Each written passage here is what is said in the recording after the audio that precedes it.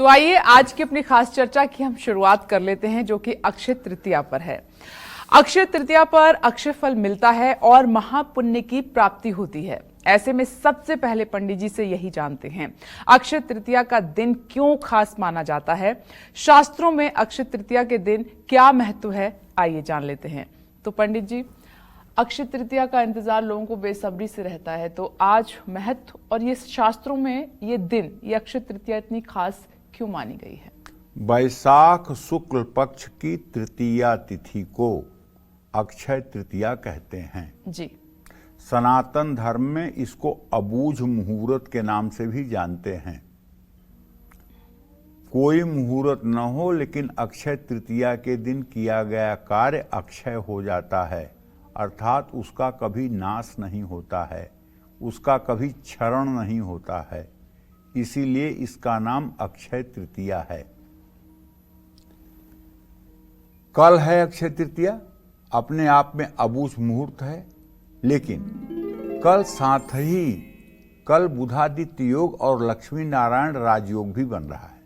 अक्षय तृतीया पर नया कारोबार, नई नौकरी या कोई भी महत्वपूर्ण काम प्रारंभ किया जा सकता है।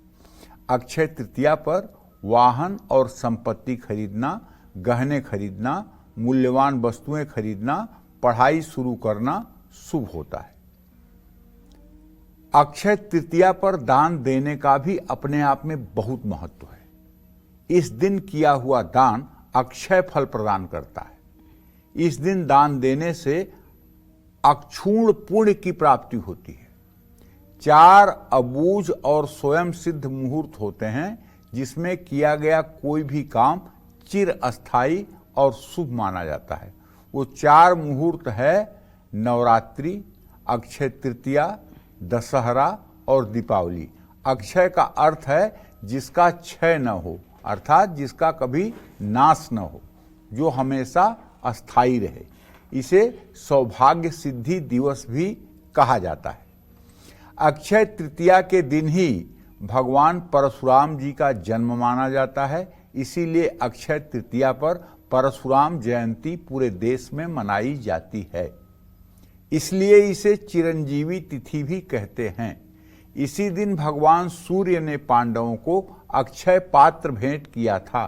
द्रौपदी को अक्षय पात्र जो भेंट किया था, भगवान सूर्य ने इसी दिन किया था। ऐसे में अक्षय तृतीया पर सूर्य को जल जरूर अर्पित करना चाहिए। त्रेता युग का आरंभ भी इसी तिथि से माना गया है, इसलिए इसे युगादि तिथि भी कहते हैं। इसी दिन भगवान कृष्ण और सुदामा का पुनः मिलाप हुआ था। भगवान शिव ने इसी दिन मां लक्ष्मी और कुबेर को जगत की संपत्ति और धन का संरक्षक नियुक्त किया था। अक्षय तृतीया के दिन ही बद्रीनाथ धाम के पट खुलते हैं। अक्षय तृतीया के दिन साल में एक बार ही वृंदावन में श्री बांके बिहारी जी के मंदिर में श्री विग्रह के चरण दर्शन होते हैं।